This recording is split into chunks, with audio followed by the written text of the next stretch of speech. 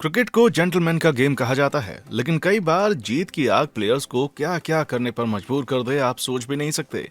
कहते हैं कि इंसान को कोई भी गलत काम नहीं करना चाहिए, क्योंकि ऊपर वाला कहीं बैठकर आपको देख रहा होता है। ठीक वैसे ही क्रिकेट के मैदान पर भगवान ने अपना सब्स्टिट्यूट कैमरा के रूप में लगा दिया है, जिसमें मैदान पर हुई छोटी बड़ी सारी गलतियां कैद हो जाती हैं।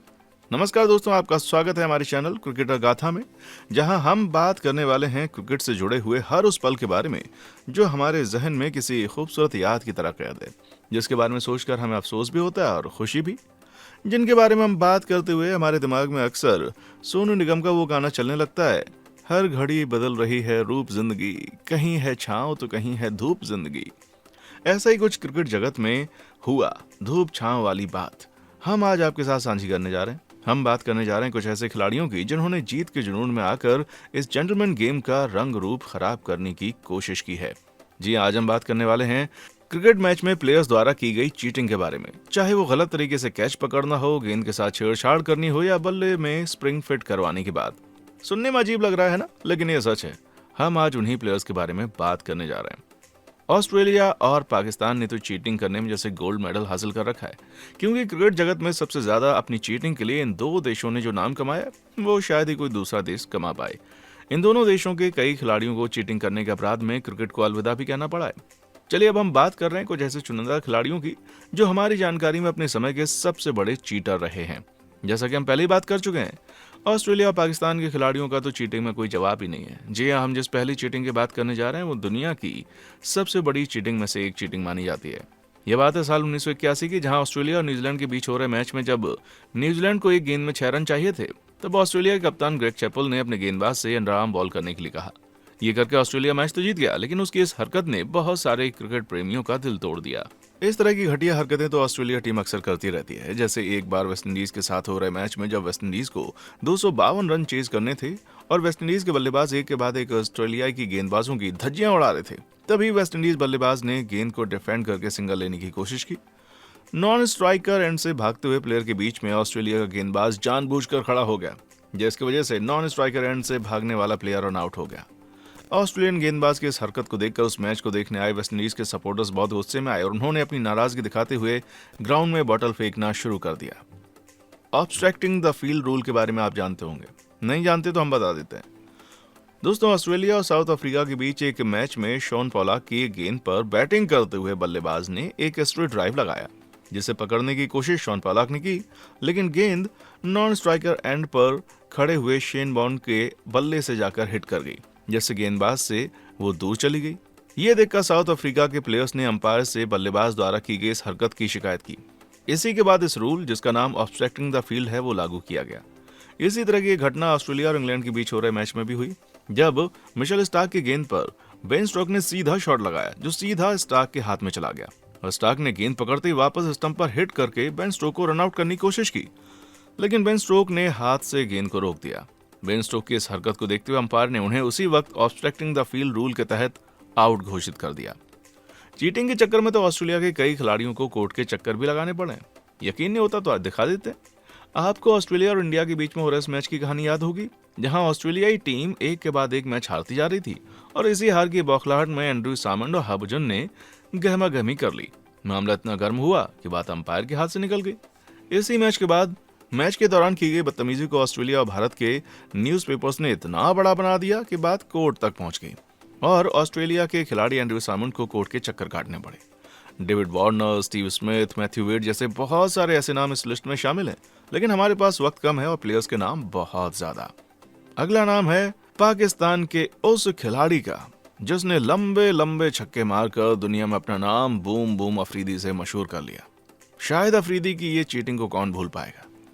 बॉल टेम्परिंग का आरोप अफरीदी पर तब लगा जब पाकिस्तान और ऑस्ट्रेलिया खिलाफ खेले जा रहे एक वनडे मैच में शायद अफरीदी ने बॉल की सिलाई को अपने दांतों से खराब करने की कोशिश की, जिसकी वजह से अफरीदी को जुर्माने के तौर पर पैसे भरने के साथ साथ कुछ मैच न खेलने की पाबंदी का सामना करना पड़ा।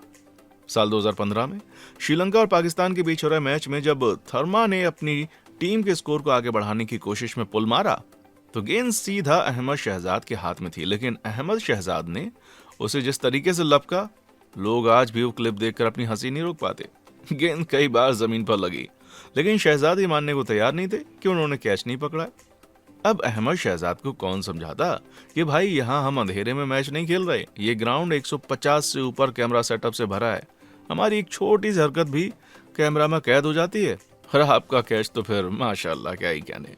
हालांकि एक पाकिस्तानी टीवी शो में इसी कैच को लेकर जावेद मियांदाद ने भी उनका मजाक उड़ाने से अपने आप को रोका नहीं।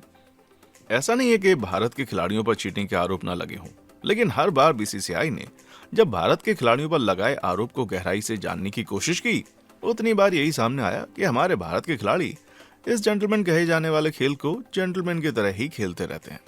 वो चाहे क्रिकेट जगत के गॉड कहे जाने वाले हमारे सचिन तेंदुलकर के ऊपर लगा गेंद से छेड़खानी का मामला हो, या हरभजन सिंह के गेंदबाजी का एक्शन हो, अजहरुद्दीन और अजय जडेजा पर लगाया गया मैच फिक्सिंग का आरोप ही क्यों ना हो, हर बार हमारे खिलाड़ियों ने साबित किया है कि वो जीत और हार के ऊपर ईमानदारी को रखते हैं।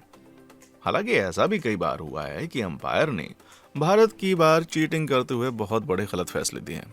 इसमें सबसे बड़ा नाम वेस्टइंडीज के रहने वाले अंपायर स्टीव बकनर का है।